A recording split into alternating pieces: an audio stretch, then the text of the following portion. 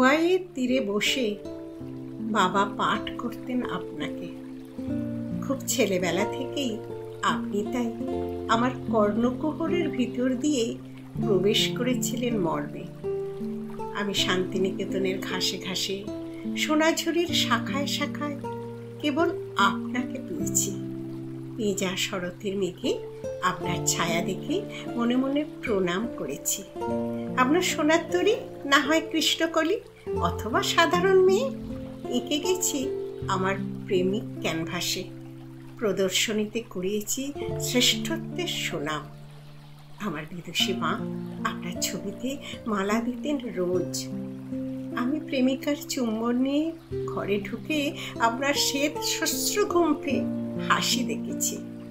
বিরহে আপনার চোখের কোণে জল দেখেছি। বালিশ ফেলে দিয়ে গীতবিতান জড়িয়ে শুয়েছি। ভুলতে চেয়েছি প্রেম, ভুলতে চেয়েছি বিরহ।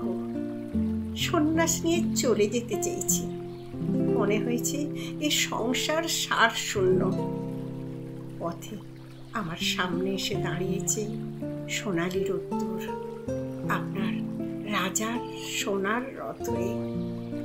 সিংহাসন থেকে নেমে এসেছেন রোদ্দুর রাজ আমার দিকে।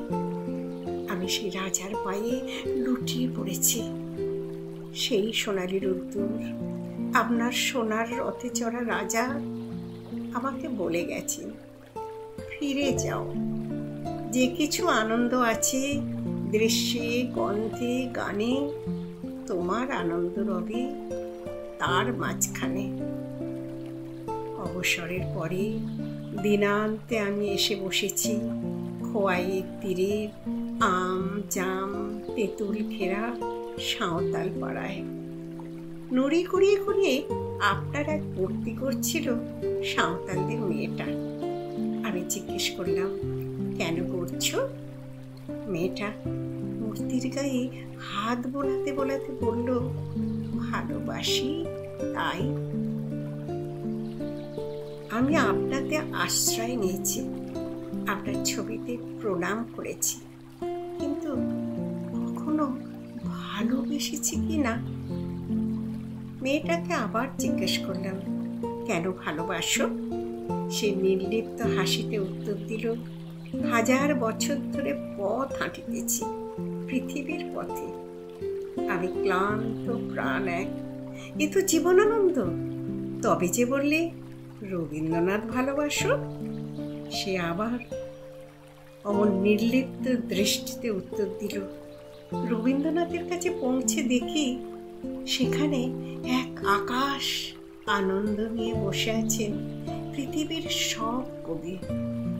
আমি আপনাকে মর্মে ধারণ করেছি এতদিন, কিন্তু ভালোবাসা শিখলাম এই প্রথম, এই খোয়াইয়ের তীরে, এই আদি গুহাপাড়ায়। কবি, আমি আপনাকে ওই সাঁওতাল মেয়েটির মতো ভালোবাসতে চাই।